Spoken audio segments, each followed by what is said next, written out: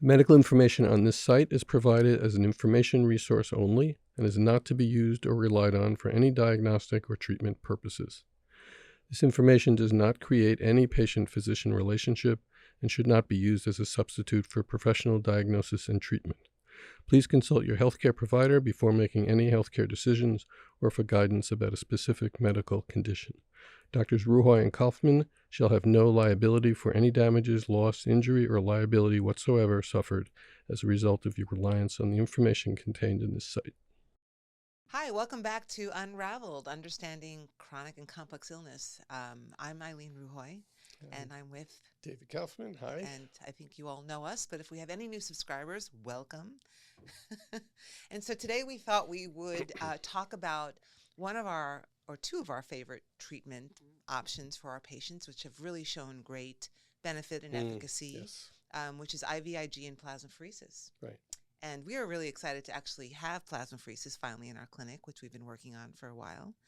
And so, and it's because we have seen such a great benefit for most of our patients that we wanted to at least have a more direct access for our patients to get it, though I'm sort of jumping ahead here a little bit, but we both recognize that it's not covered by insurance. Well, yeah, and it's generally available only in hospital systems, right? And they're not going to do it for the reasons that we use it. Right. So that is one of, again, we're jumping sort of the end of like our, because we usually do this at the end where we go on our rants about insurance. But the problem is that it's still such a protected treatment in the sense of it's considered to be an in-hospital kind of treatment. So the indications for it that are FDA approved, which is what insurance will cover for, is still very limited. Right. And that applies to IVIG as well, but IVIG is not nearly as limited as what plasmapheresis is. So it leaves our patients sort of out of the, coverage game where it's almost not even worth trying. It's also what I've learned over the years. It's not even worth trying to get it into the hospitals for patients. Like I've actually sent prescriptions for plasmapheresis into local hospital systems for some patients in the past, and it never goes through because of the indication. I've had some success in one place in California, yeah. Really? At Sutter with Dr. Kiwan. Oh. Yeah. I did not know that. He's been great. That's fantastic. Yeah, and there it gets covered. That's fantastic. Right. Okay, well, maybe the tide is changing a little bit. One person in the entire country. So we do offer it in our clinic, but it's still out of pocket, and I would love to get insurance coverage for it. And the thing is, the technology has really come so far that now it is able to be done as an outpatient. It used to be, it was just an inpatient procedure because it was, this huge dialysis machine. It required this, crazy fistula to be implanted where the access was very different than what the access is now.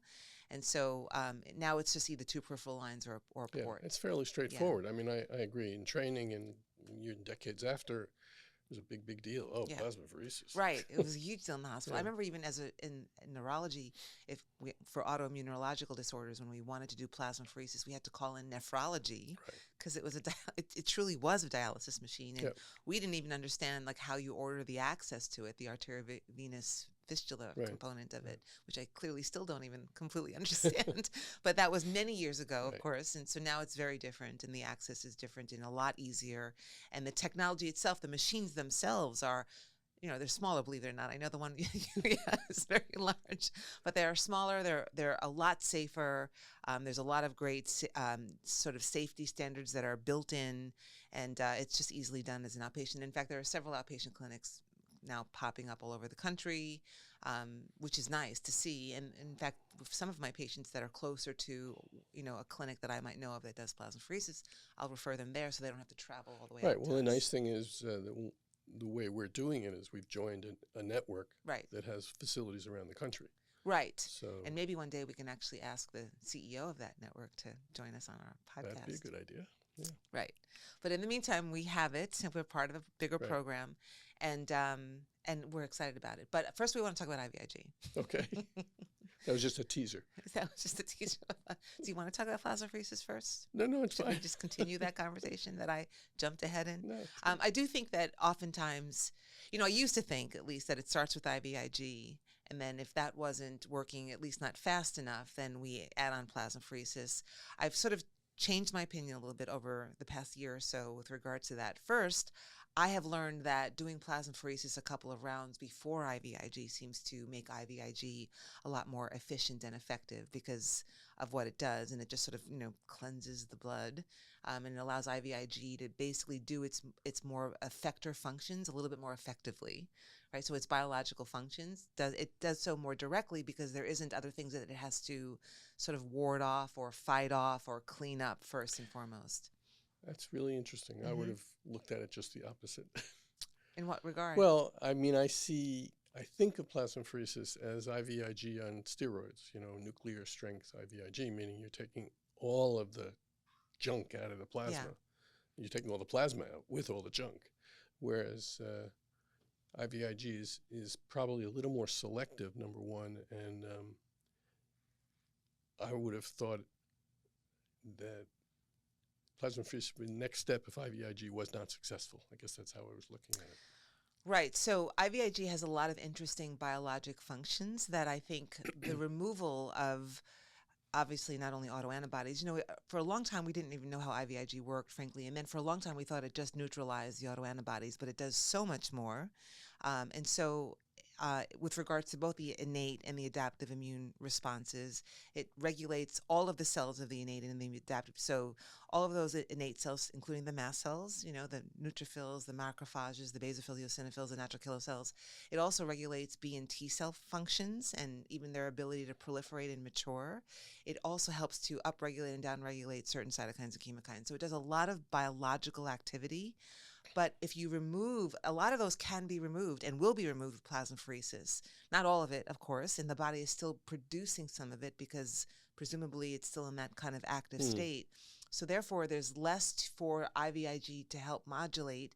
And so what it does modulate, it does so a lot more effectively. Left, exactly. So that's at least my theory on why I have seen plasmapheresis before IVIG help the IVIG to be a little bit more effective. Have you seen the reverse, where doing it the way you're saying makes the outcome of plasmapheresis more durable? Oh, absolutely. Yeah, there's way more of a sustained response, which, of course, when people are paying out of pocket is a key goal, right? As opposed to, the usual protocol that we recommend is 6 sessions over 3 weeks. I mean, that's a little bit of art over science, like who really knows how often and when. But regardless, our goal is to try to reduce the number of plasmapheresis sessions that a patient may need, so to reduce their cost, of course. And that's, of course, with the assumption that we've gotten insurance approval for the IVIG, which is, a task in and of itself, but it's still a possible task and a reasonable task. And so if you've gotten the insurance to cover the IVIG, you want to help make the IVIG a little bit more of a robust kind of treatment plan to really get to the core root of the symptoms of the patient. And so to reduce the number of plasmapheresis sessions they would ultimately need really saves them some money. Now, obviously, we haven't done studies, and there's no evidence to support what I just said. So this is like a Ruhoism. I like that, Eileen. But this is what happens in practice, right? We always talk about this. We see these things happen, that's true. And we can't just ignore it. So I just share it, and it could be interpreted in many different ways. I would love to do a study, and I think we plan on now doing certain studies now that we have a machine in our clinic, so that we can better publish what we observe. And so that's exciting. So I find that the IVIG just is a lot more effective in many patients if they've first gotten a couple of sessions of plasmapheresis. And that when I say a couple, I mean 2 or 3. So when you talk about IVIG that way, are you talking about autoimmune dosing or replacement dosing? Both.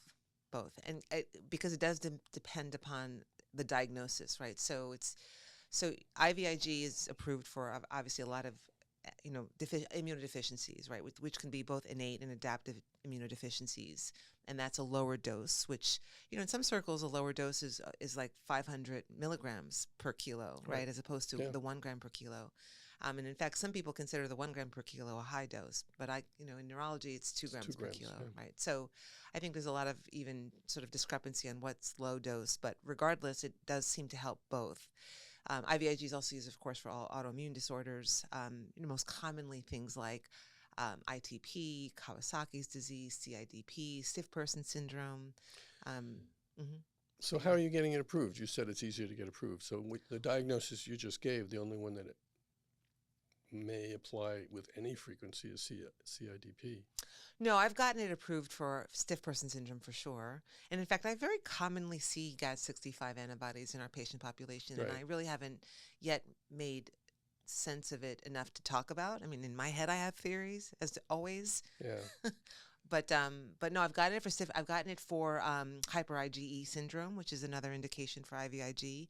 I've definitely myasthenia gravis, of course. I've if I Yeah. I find an think the difference acetylcholine is receptor. your specialty.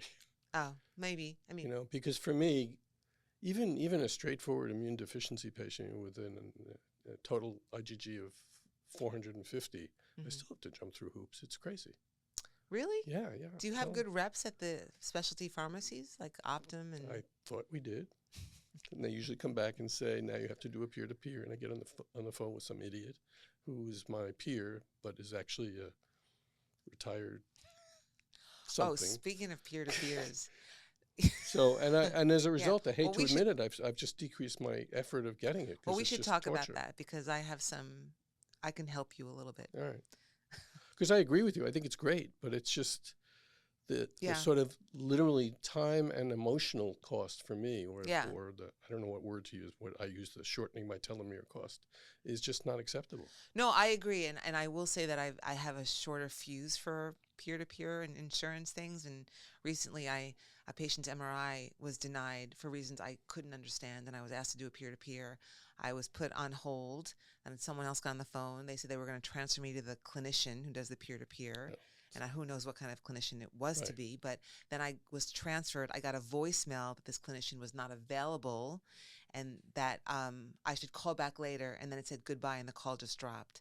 So I hung up the phone and said, I'm not calling back, And so it's just so frustrating when you're just trying to help patients that I have to deal with these companies that clearly don't seem to care about the patient. Well, why transfer me to someone who's not even available? By definition, they don't care. They don't care. That's their job, is to. Anyhow, we shouldn't. And then I get over it, and then I just say, all right, I'll try again. But yeah, so we should talk about the IVIG kind of approval process. But I have gotten it for several different diagnoses for sure. And I do, and any patient of mine will tell you, I do a bunch of labs trying to find fodder for that argument to the insurance company, right? Trying to find a reason. Yeah, well, I do that too. Yeah, so, and then sometimes I do, but oftentimes I don't. And then I just, based on the labs and based on the clinical history, I make a story about why I think IVIG is the appropriate next step treatment for this patient. And I write that story in a letter that goes along with the prescription for my IVIG order. And that usually does seem to work. But oftentimes, I could find an actual diagnosis that sort of at least seems to support the need for IVIG. Right.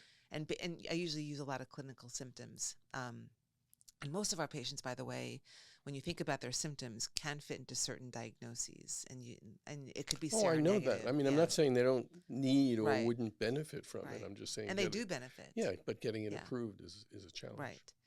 And so I really like IVIG because it's got, first of all, it doesn't immunosuppress like the other drugs do, and that's the funny part, right? So drugs that will suppress the immune system and have toxicity profiles that are way worse than IVIG are easily approved by, no, I shouldn't say easily. You mean like azathioprine or like azathioprine and methotrexate, but the reason for cyclophosphamide. It's because they're cheap. Yeah, because they're cheap. That's all they care about. No, I know. It's all they care about is the bottom line. But I love IVIG.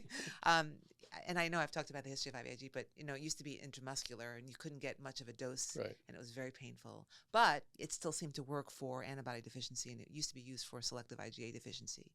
And it's funny that things like IgA deficiency are still listed as a contraindication for IVIG, but it just doesn't hold true. Yeah. I still don't understand why it's listed. I still test the levels of IgA only because they ask for it. They ask what's the patient's IgA levels, but there's never been a reported anaphylactic I think reaction. If it's truly deficient, like 0, then there's possibility of a reaction. But yeah, right. But the assays for 0. IgA levels, first of all, are not very sensitive. Yeah. So it's really hard to know if it's ever truly 0. But I still test for it, and obviously I still pretend like it's a contraindication, but I'm less concerned about IgA levels than I used to be.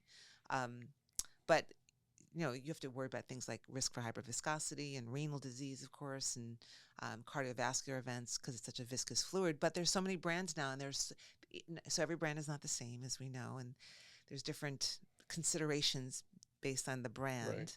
And so that's, including things like pH and salt content and sodium content and the percentage of the immunoglobulin itself, the percentage of the subclasses, the IgA content, the IgM content. There's all kinds of different things, especially because of the fractionation and purification process. So, and that will change a lot of the parameters of the formulation itself.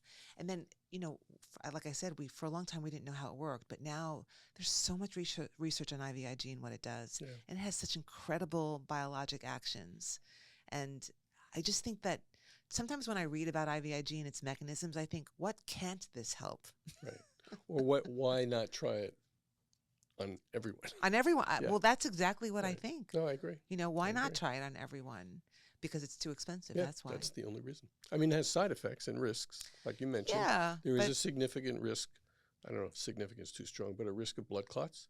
But that's manageable. Way less. It's very manageable. So, right, for a long time. In fact, when I was a resident, the very first time that my team gave a patient IVIG, I'll never forget this. He was an older gentleman. And I forget the indication now because, of course, it was 100 years ago, and my memory is just failing me. But I do remember the next day learning from his wife, because she had called, that on the way home he had a heart attack. Yeah. Now, obviously, we think it was related to the IVIG, but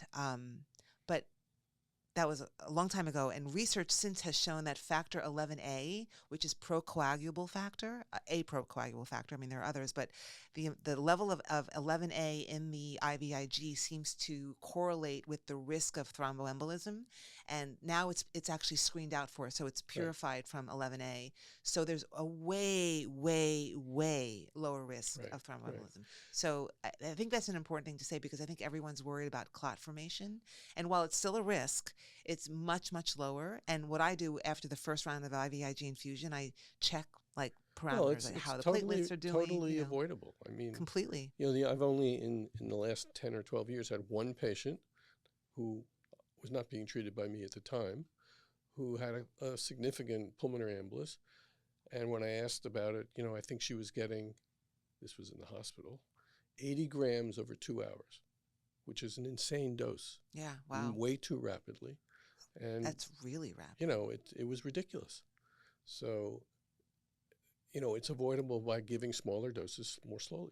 And that's what we do. Yeah.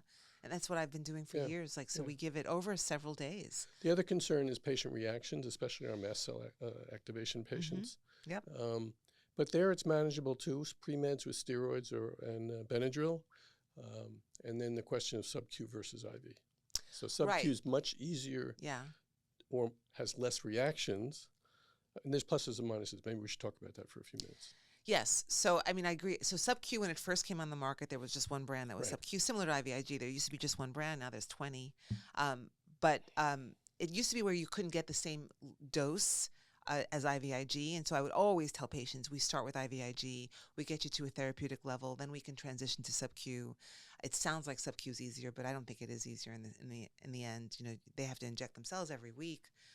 But now there's actually at least 3 brands. There might be a fourth. I don't know, but I know of 3 brands that I will use, and they actually have the same dosage of immunoglobulin, the same percentage of immunoglobulin, 20%. And one of the newer ones actually comes with human recombinant hyaluronidase. I think I said that right. You did. Oh, wow. Impressive. I usually stumble on that word.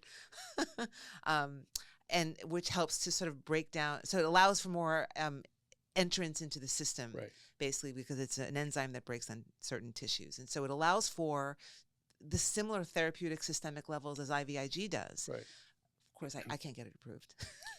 So can't get sub-Q approved? Well, that particular one, because it's newer, it's more expensive. Right. So I have not been successful in getting it approved, but I'm excited over this newer formulation about this is the potential for the future for patients. Yeah. Right. And I know what I think, but do you think that the sub-Q is as effective, especially for autoimmune? So until this new brand came about, I did not think so. But I don't know about this new brand, because now it really does allow for the appropriate therapeutic levels. Because they have gotten an approval for sub-Q to treat CIDP. Yeah. Which is a big deal in terms of insurance denials. That's all that matters. but that's very important. It's extremely I important. do agree, although the reaction in mast cell patients is less with sub-Q, it is actually a pain in the neck for the patient. It is a pain in the neck. I mean, even IVIG, which is sort of a newer immunoglobulin therapy treatment for myasthenia gravis, they have a sub-Q form. And it optimizes sort of, so FC receptors are expressed on all immune cells, on both the innate and the adaptive immune cells. And there's a part of the immunoglobulin, if you remember. Do you remember your picture of the immunoglobulin? I do. The two heavy, the two light chains, and the variable Right. portion and the constant portion. The variable portion, of course, interacts with antigens. The constant portion does all of its biologic and effector functions with the immune cells. And so what it does is it attaches to the FC receptors that are expressed on all immune cell membranes. And It's the FC dance. Exactly. And so this new Vyguard sort of takes advantage of that. Anyways, and it's a really exciting medication, to be honest with you, for myasthenia gravis. And I'm looking forward to using it on patients. I actually just started using it on one patient. And then now I have a couple of others that I'm going to order it for. But regardless, it comes with a sub-Q form. So it's not similar to sub-Q IG, but it does optimize immunoglobulin therapy, and it has been formulated into a sub-Q form very recently. So I think that a lot of these things, my point being is that I think a lot of these kinds of therapies are changing and trying to go towards sub-Q. And so it went from IM to IV and now sub-Q. Right. And I think patients just sort of EDS patients, frankly, they don't have great veins. And so over a period of time anyway, their veins just collapse. And right. So sub-Q maybe. Yeah, so sub-Q is a lot kinder. Well, the to other the thing body. is you can do sub-Q at home. I mean, you can do IV at home too, but then you have to have a nurse come and do it. Right. Some people like myself don't like people in their homes. Right. So let me ask you another question. Okay. So my experience with several patients, most of whom we have in common, is that they do their IVIG, they get a benefit, whether that's decreased fatigue, decreased pain, decreased symptom complex, and then several days before their next dose, whether it's weekly, every 2 weeks, or once a month, all their symptoms begin to return. Mm-hmm. So that's a pattern of up and down like that. And for me as a clinician, that's enormously frustrating because basically I feel like, well, what am I accomplishing here? I'm spending $20,000 a month so the patient can kind of cycle up and down like a stock market or something. How long are we going to do this for? And it's an important question. It's a very important question. I have some reason. I think I understand the reasons, but I guess the question is, how long do we put up with that? Let me say it a little differently. In the old days, IVIG was used not just to treat symptoms, but to cure the disease. Correct. So, for example, ITP, it can be curative. It can stop the disease. Yep. I've never ever seen that happen in any of my patients. I'm sure you have, because you've used it more. Oh, for specific neurologic disease, right. But not for like ME/CFS and it's effective for ME/CFS. It's also effective for long yes. COVID, but it's not curative, right? So go ahead. Right. So that's the reason I got so excited about plasmapheresis, which is, as I said, to me, IVIG on steroids, meaning more potent. But I'm concerned we may encounter some of the same problems, just takes longer to get to that return of symptoms. And I think some of that, or a lot of that, is based on what's causing the problem in the first place. Right. That being that being infection and or B cells that have been misprogrammed and continue to make their antibodies that are causing trouble, and you remove the antibodies with IVIG or you remove them with plasmapheresis, and the B cells say, well, screw you, I'm just going to make more. Right. Well, the goal is, so with IVIG, what we see in at least autoimmune neurologic disease is that over a period of time, and this doesn't always apply, but for the most part, over a period of time, the B cell, they have the ability to learn, right? Which is how they make their memory. They make the memory cells, and But so it's almost like we reprogram them to to not make those antibodies any longer. I agree completely. And the length of time for each patient can be different. Right. But I frequently often see that not happen, and my belief, although I can't prove it, is because they still have infection that originally caused the problem. Right. Whether so the it's viral reactivated infection, right, or tick-borne infection, or whatever. And I mean, I've seen that. I have patients where I can say this is what's happening compared to patients where the infection was resolved and their B cells are reset. They push the reset button and they're okay. It's funny because for a very long time, and I would say before I started working with you as much as I do now, I used to think like, chasing the infections didn't make sense to me. This is an aberrant immune response and we have to fix the immune system. And that's a simplistic way that of Right. describing how I viewed it, but that was sort of how I would say it to patients. But now working with you as much as I do and working with collaborating on so many patients together, I see it as really both now. I mean, and similarly, like why would I fix the immune system if the viral is Right. persisting or being reactivated? Right. So I see bugs everywhere and you see the immune system right, everywhere. Absolutely. And that just, I mean, I fully admit it might be because of my naivete when it comes to infectious disease, that I was just more comfortable with the immune system Yeah, sure. than thinking about infectious disease. And because I don't really know what to do other than what you tell me to do about viruses and bacteria. Right. So that might just been of my own bias, and I fully admit that. That's one of my weaknesses, is that I tend to sort of focus in on what I know a lot about or feel comfortable thinking about. But I've learned a lot from you. And so now I sort of see it as sort of this dual highway.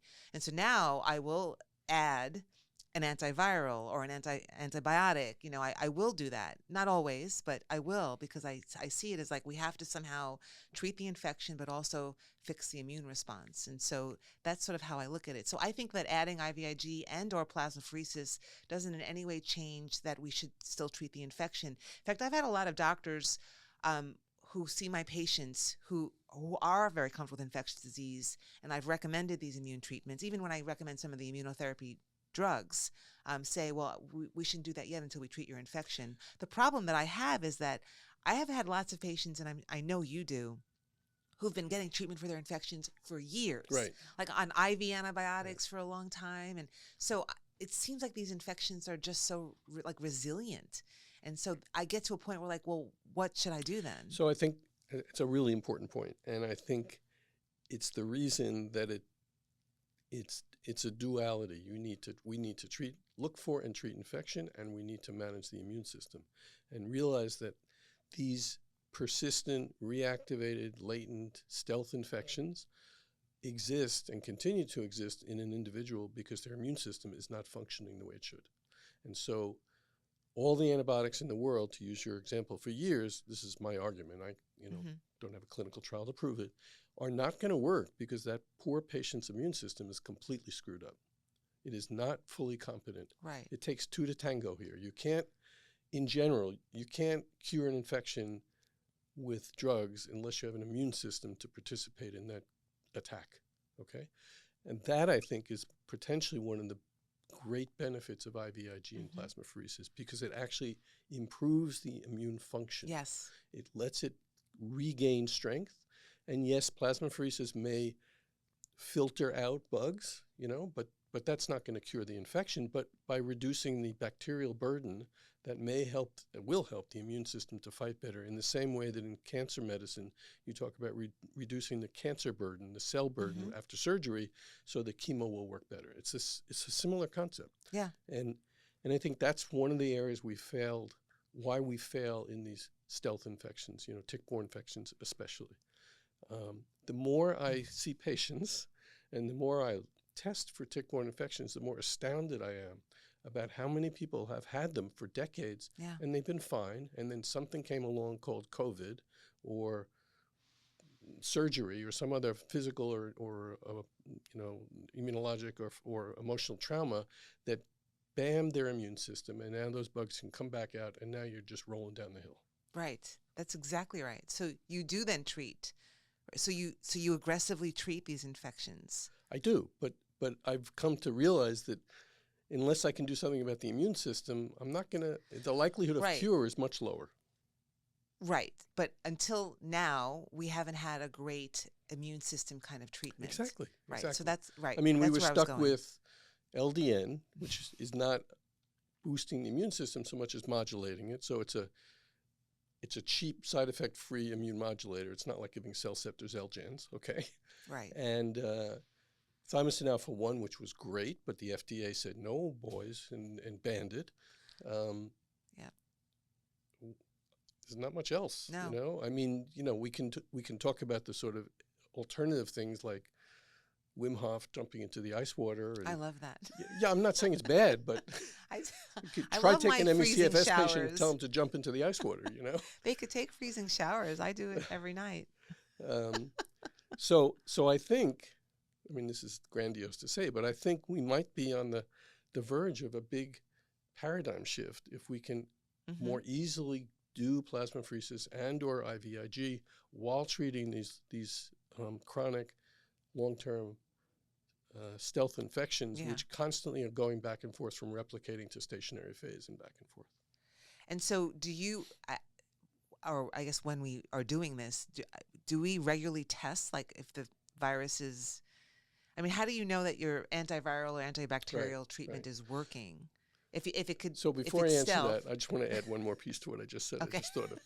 Well, I think it's important. This is important for me because So- I want to develop like a really comprehensive program to help treat these patients that is way more effective than what we have known thus far. Right. So you said a minute ago, you meet these patients who've been on antibiotics for years, and I do too. And that's one of the reasons doctors like me are criticized by mainstream medicine and IDS, Infectious Disease Society of America, academic board certified infectious disease doctors, because they simply don't believe that you need to treat these diseases for 2 years. And I don't disagree with them, okay? It shouldn't need 2 years. The problem is every time you stop the antibiotics, the disease recurs, and they just don't believe the patient, basically. I think that's the reason we've seen that is what we were just discussing, that the immune system is not being dealt with. So it doesn't mean if you go out into the woods anywhere in the country, but especially in the Northeast or in Virginia or North Carolina, whatever, and you get a tick attachment and you see a big target erythema migrans lesion, and your doctor listens to you and gives you doxycycline for 3 weeks, 95% of the time you'll be cured because you had a normal immune system. It's an acute infection. But don't get treated right or don't get treated at all or don't see the lesion so you don't even know you got it, and come back 10 years later and now you have a whole different world. You have a whole different milieu of your immune system with respect to infection. So even if you, this is just sort of a question that I've always had. Even if you did treat acutely and appropriately, are you saying that the risk of it sort of reemerging later on in life is gone? Like, okay. I'll be sorry. more. No, that's good because I wasn't as clear as I should have been. You had that face of like my professor in college, like, all right, Eileen. That's what you just reminded me of. Well, I did actually. The professor made a mistake. If you only got infected with Borrelia, which is Lyme, at the time of that tick attachment, and you didn't have any other history in the past, I think the statistics are 95% of patients treated for an acute infection, that means right away, with the proper antibiotic, which can be just doxycycline for 3 weeks or 2 weeks, they will be cured. They won't have reactivated disease later on. But you know, and I know, that little tick doesn't only transmit Borrelia. It may transmit Babesia and Bartonella and Ehrlichia and Anaplasma. And if you don't test for those, you might not cure them. And then they're just very happy and they go on their way. So yes to single Borrelia, but that doesn't mean that you're not missing these other things. Okay, that makes sense to me. Yeah. All right, good. So where were we before? I forgot. Okay. Oh, I know. So, we were discussing, I was bringing up what I thought was this potential, huge new benefit of these two procedures in a way to augment, rebalance, restore homeostasis to our immune system so they could do their job along with the help of drugs if they were needed. And the reason why I like these as opposed to a lot of the drugs that we both regularly prescribe for patients is because we don't really know, and there are some ways of testing, but we can't test every aspect of the immune system because it's so complex, and we actually don't even know all of the the chemokines that exist, right? Is that to just shut down one targeted part of an immune pathway may not be the answer for that particular infection. And so what I love about IVIG and plasmapheresis is that it's really broad spectrum. It's almost like broad spectrum antibiotics, right? It's not very specific necessarily because the IVIG, like I've already said, has lots of effector functions that target all kinds of cells and all of the both innate and adaptive and all kinds of functions of those cells. And then the plasmapheresis just sort of cleans out the plasma. So what it does is it removes, of course, the autoantibodies, which is why its primary indication is autoimmunity. but it also cleans out circulating viral RNA, so it might even help some of the viral persistence. Right, reducing the burden. Reducing the burden, and it cleans out a lot of the mediators that are creating the so problem. I think that's a key piece here. So leaving infection for a minute, why do we, you and I think, many others too, but us, since we're on the hot seat here, think that plasmapheresis, which is no small deal, okay? No, You're going to sit there with lines on your for arms 2 to for 3 3 hours yeah. and watch your blood going out of your body. It's scary as something. So why might it help aside from infection? Because in these two illnesses, complex illness, long COVID and ME/CFS, there's a lot of other junk in their plasma that I might not have in mine and you might not have in yours, although I probably have more in mine than you because I'm older, and that's part of the whole aging process, the collection or the accumulation of junk, okay? And I'll be very unscientific about it. So when you have plasmapheresis, which is, I think one of the confusions here, and correct me if I'm wrong, it's not, the plasmapheresis that we're talking about is not a filtration process. It's literally a centrifugation process. And you take all the plasma and you throw it down the sink. That's exactly right. Okay? And in that sink of plasma is now not just bad antibodies and good antibodies. There's misfolded proteins which cause disease. There's microclots which cause more microclots. There's crappy proteins. There's viral RNA and all this other stuff, and you're removing all of that inflammatory provocation and letting that body recover. That's exactly right, which is why it's actually such now a big treatment in the longevity world. Right. And we regularly bring up how we borrow things in the longevity world, though I will say that plasmapheresis has been around well before, there was longevity research. So yes, but that's exactly why. And that's why I've gotten so interested, because I me too. put all this focus on the longevity world for other, because I'm interested in it. And I've come to realize so many of the interventions, whether they're approved or not in the longevity sphere, are absolutely applicable to our complex illness 100%. patients.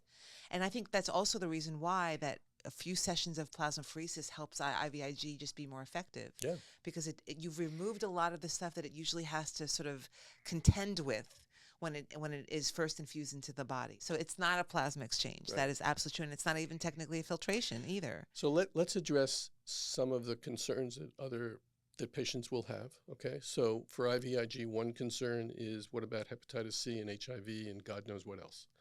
Those are very legitimate concerns. However, and luckily, since the horrible HIV epidemic, there has not since then been any problems. None. That doesn't mean it might not happen. There's no way to know. We didn't know about HIV, but it has been okay.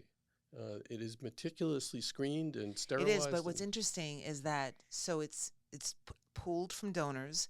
The donation is specific for IVIG, so people go to donate their plasma for IVIG formulation. So it's not like when you donate blood, they'll take FFP from it or other things. It is a specific donation for IVIG formulation. And what they do actually, and I don't really understand the process, and so I may not get this right, but when you just show up as like this new donor, they'll take your plasma, but they will screen it, and they make you come back. And I don't know the time, the time interval between your next visit for your next donation. They'll screen it again and make sure that you're still negative, and that's when they'll accept your plasma. So they it's like a double screen almost, and they make sure that the patients that are that the people that are donating their plasma are truly negative in the different viruses that they screen for. And so they've taken great precautions, and then the FDA in 2000 made a lot of standards for it. So it's really, there's a lot of safeguards that are implemented in the whole manufacturing process itself.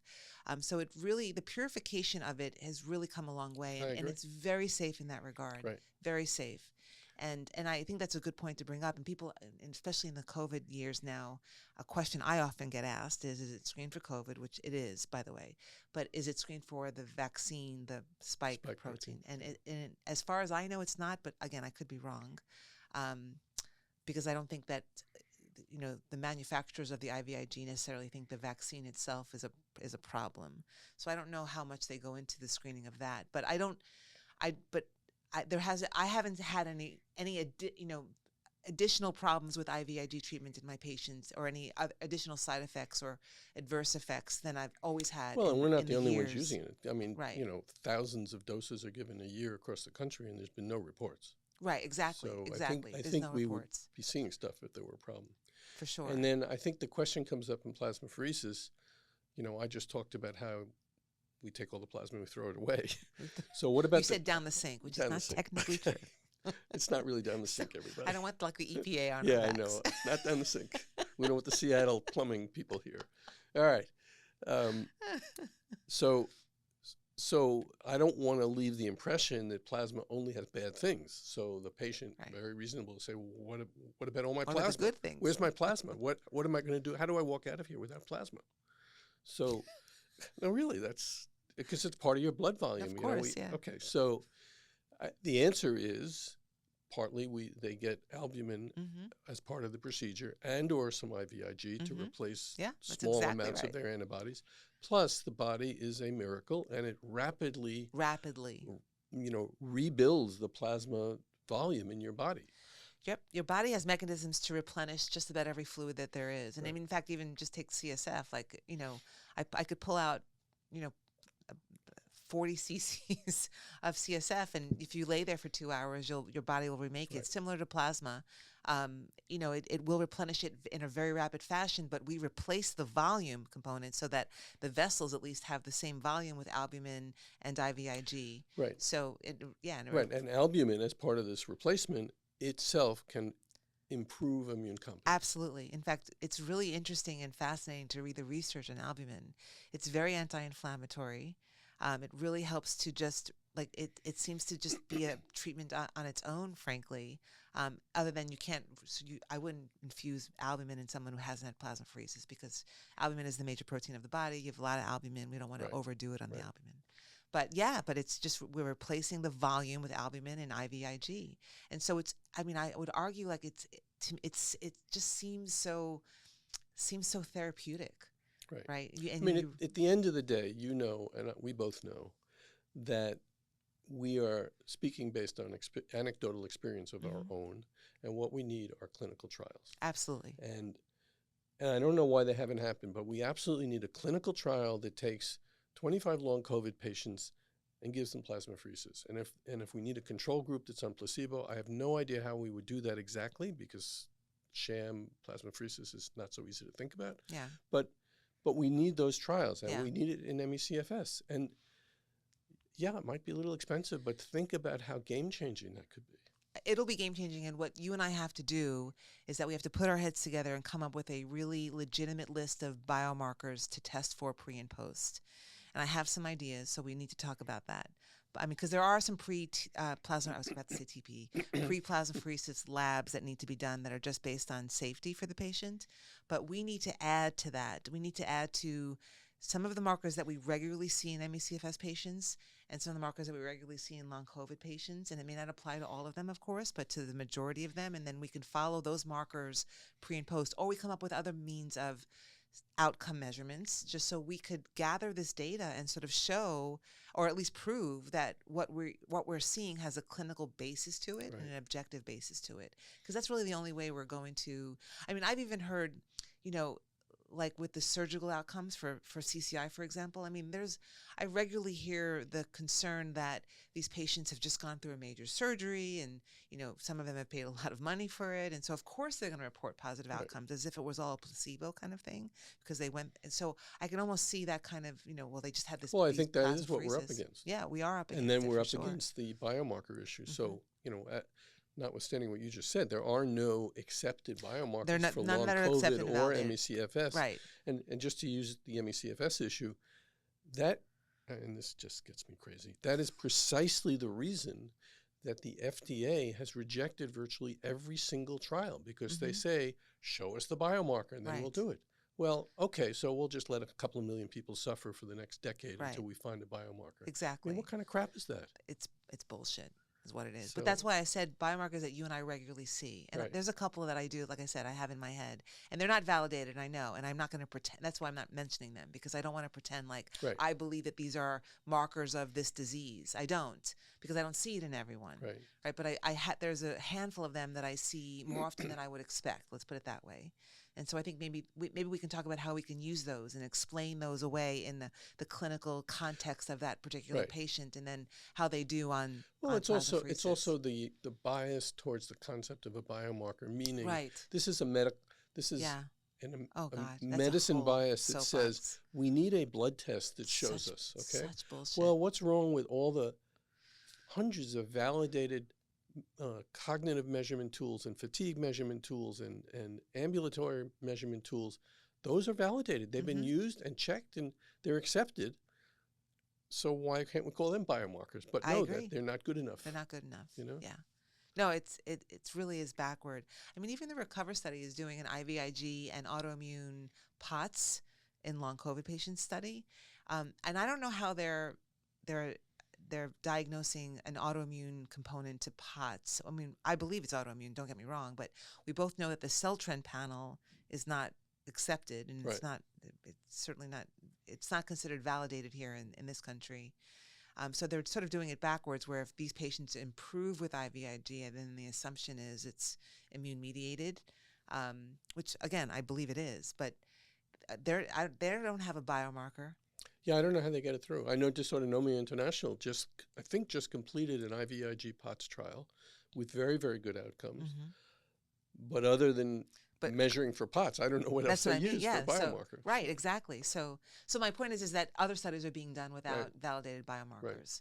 And it's either just based on, the POTS, of course, they just meet the criteria on tilt table or whatever, however it is they're diagnosing the POTS. And so if there's improvement with IVIG, then of course the assumption, again, is that there's some autoantibody, I guess. Right. But they haven't shown what that autoantibody is, or using any validated biomarker, at least not that I'm aware of. And again, I admit that I don't know all the necessary details of those studies, but I just think that there are ways of sort of circling around this drain, I guess, my point, where we can still do some studies and report like, just this is what we found, this is what we think, this is what we saw, and so this is what we recommend, and we know these are the limitations of what we did, but we don't care. Right. And let's do more studies. Let's do more validated studies. Let's get lots of money and do larger studies. Well, I think that's I agree, really helpful. The question is getting funding, and unless you're getting private funding, philanthropic funding, it's hard to get government funding if we don't play the government game. Right.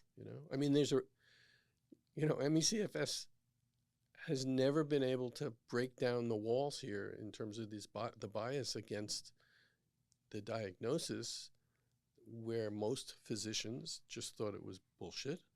Oh, you're tired, I'm tired too. And that's, that they wouldn't say that at the FDA if you approach them with a trial, but they would say, whoa, here's the biomarker, we can't do it. Meaning they're set up to be negative about it. Long COVID's changing that. COVID, silver lining to COVID is it actually is changing that approach, because they can't ignore what's happening with long COVID. There was a Times article 2 days ago. The numbers are staggering. Not staggering to me. We've been talking about it for numbers of long COVID yes, patients. the patients and the disability and the lack of knowledge, and the fact that physicians are still ignoring it or not aware of it or don't know what to do with it. But the fact that it's hit the front pages of the Times and that the Recover and all that other stuff, at least they're waking up to it, At least Bernie Sanders has presented a bill to devote $1 billion to the treatment of long COVID, research and treatment of long COVID, not just collecting epidemiologic data, which we, at this point, is not quite what we need. Right. we already know what the demographics and the epidemiology is of long COVID, which is everyone and a lot. Yes, exactly. We've done that. Now let's talk about what we do for these poor people. Exactly. And so I think, I feel, are you getting more comfortable with like treating and just managing long COVID patients? I think I've learned so much over the years that I actually feel very comfortable in my approach and sort of in the way I see long COVID and what I do. And I'm finding means of like helping patients feel better. I wish I had more tools, but I think the reason, I'll speak for myself, the reason I'm more comfortable is it's 100% clear to me that it is ME/CFS. ME/CFS, yeah. They all have POTS. They almost all have mast cell activation. An insanely scary amount have connective tissue disorder. And they all, or not all, but almost all, if you test, they have reactivated tick-borne infection and EBV. Well, that's what we see in chronic fatigue syndrome. In fact, that's the septad that we see in complex that we talk illness. about often. It's interesting that you bring up the connective tissue because I see that now all the time in long COVID patients. It's incredible. It's unbelievable.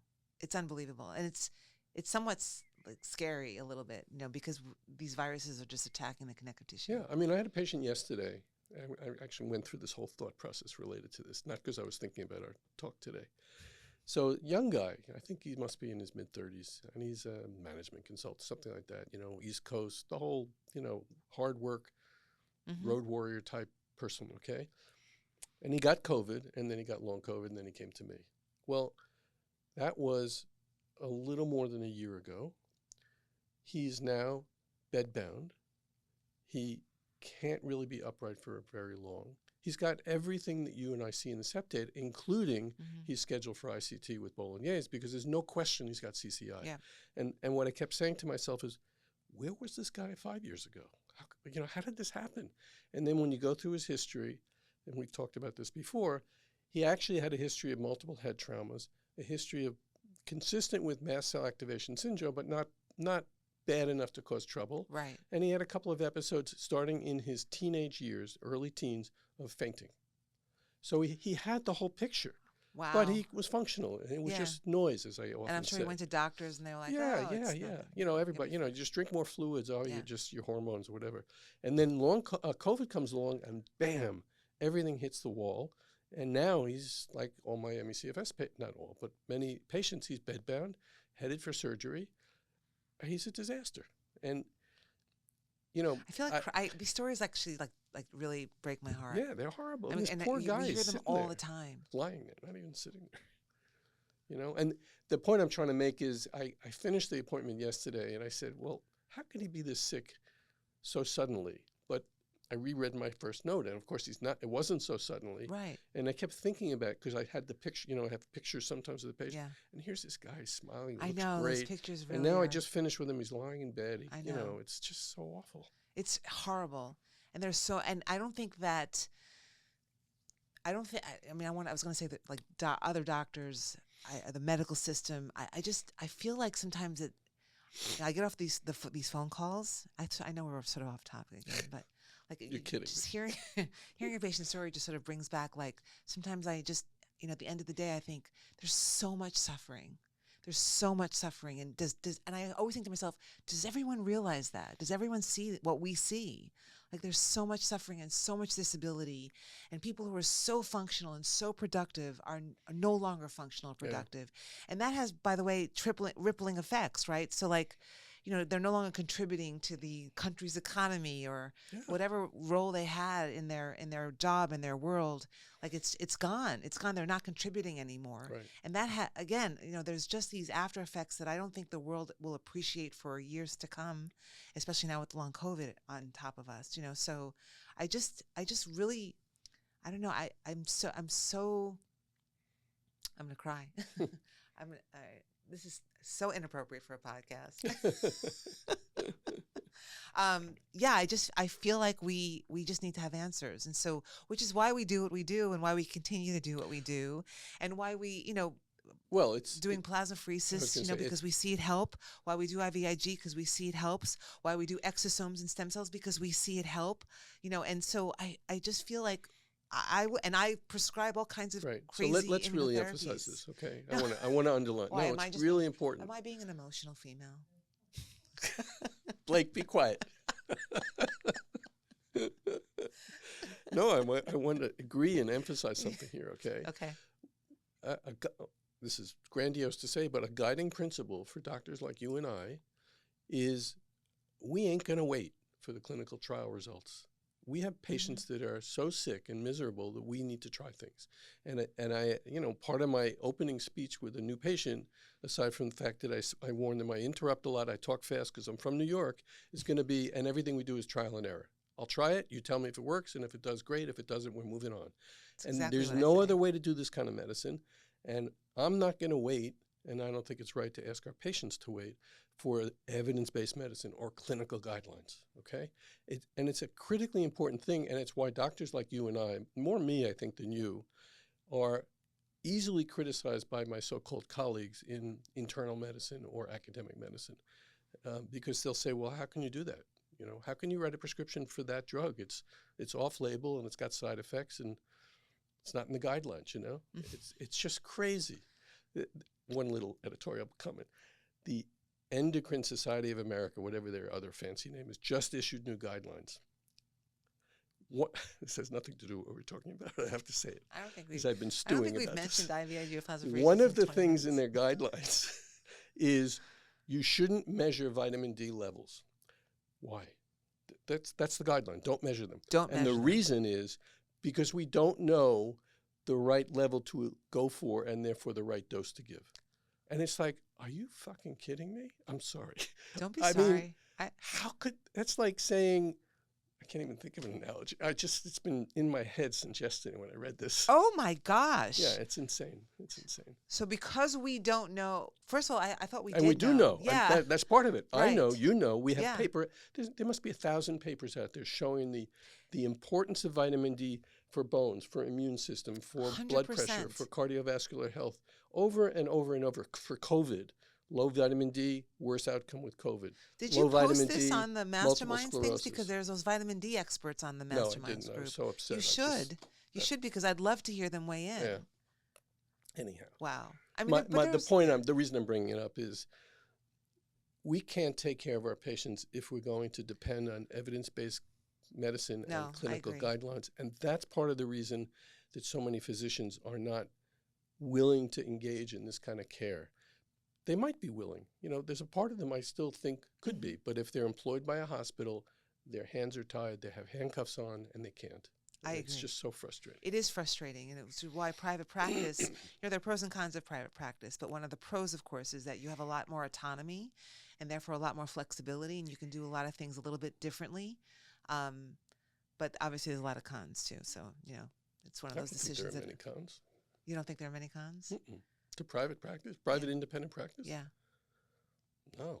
What's the Well, con? to not have hospital privileges, I find sometimes to be hard, right? Well, I could get hospital privileges, but I can't do anything with them. I can't take care of my patients. Right, but I if you could had get hospital privileges. privileges, you can admit your patients to the hospital. Yeah, and then I have a hospitalist who's 25 which is years why I old, don't take care of the right. patient, and doesn't want to talk to me. Right. Well, and the other thing with hospital privileges, at least when I was having hospital privileges, I was asked to do call as part of the exchange, and right. I won't do that. Yeah. Because I already am on. No, if I could have when I moved out here to California, if I could have admitted my own patients and taken care of them the way I did in New York for 35 years, I would have gotten privileges. I love hospital medicine. Yeah, but now there's hospital But now you can't. You literally can't. Right. You can go in and say hi. You can't write orders. Right, right. And I think that might be because you're an internist, so the hospitalist has to take over your patients. I think if a specialist that's a kind way to say it. The real way is, and we're going to get into politics again, the hospitalist is employed by who? The hospital. What's the hospital's job? Not only taking care of patients. The bottom line. And the bottom line is generated by short hospital stays. And therefore, the hospitalist is either going to discharge straight out of the ER, not the hospitalist, but the ER docs, or admit them and get them out as fast as possible. That's why the hospitalists are in charge, I think. We need to actually set up a freestanding hospital that dedicates its entire mission to our patients. Right. That's what we need. Yeah, no, it would be incredible. Yeah, that's our goal. I thought Metrodora was headed in that way, but I don't think it is. They are. I mean, they're working on negotiations with local hospitals, though, so it's not going to be their hospital per se, but it's with the local hospitals who, again, I'm not part of Metrodora, but from my understanding with my conversations with them, the hospital systems there are very receptive. So keep our fingers crossed. Yeah. Anyhow, we're a little off topic. Wow, and way over time. But yeah, so IVIG and plasmapheresis. So I love both these treatments. I love them both together as well, if the patient, can afford it, which again, hard to do. But yeah, I mean, I think it's a huge work in progress. Yeah. And as we both have tried to say, our expectation is that we are going, the knowledge base and the treatment efficacy will explode. And my hope is that this company or organization that we've kind of allied ourselves with, which has a network of these clinics around the country, many of whom are focused mostly on longevity, but will welcome our patients, may allow us to actually produce the data and get patients better. Yeah. And that will be just incredible. Oh, that would be, I could retire then. I won't retire. I don't think I'll ever retire. No, you can't retire. I'll retire when I die. That's the plan. That's the plan. A little closer than you, but that is the plan. Oh, that may not be true. But yeah, so anything more to say about IVIG and/or plasmapheresis? I would just say stay tuned. Stay tuned. I suspect 4 to 6 months from now we could redo this whole thing and talk completely. Oh, I'm sure. Way more information. And we will. Yeah. We'll once we're actively doing it on a regular basis, we'll have a lot more to say with regards to patient response and patient even questions and benefits and risk factors. My biggest concern is the economics. It's so expensive, and I don't know how to fix that. I mean, we're hopefully going to have a system, like a credit card type system that will help patients. But, you know, at the end of the day, it's very expensive, and that immediately selects out a lot of people. I agree, and that's something that I think we grapple with all the time, even in terms of just access to us. Yeah, right, sure, of course. But so we're going to have to come up with solutions for that too. Yep. But I don't know them just yet. But I do think that credit card thing is an interesting option. I think that's a huge option. Yeah. Okay. All right. Well,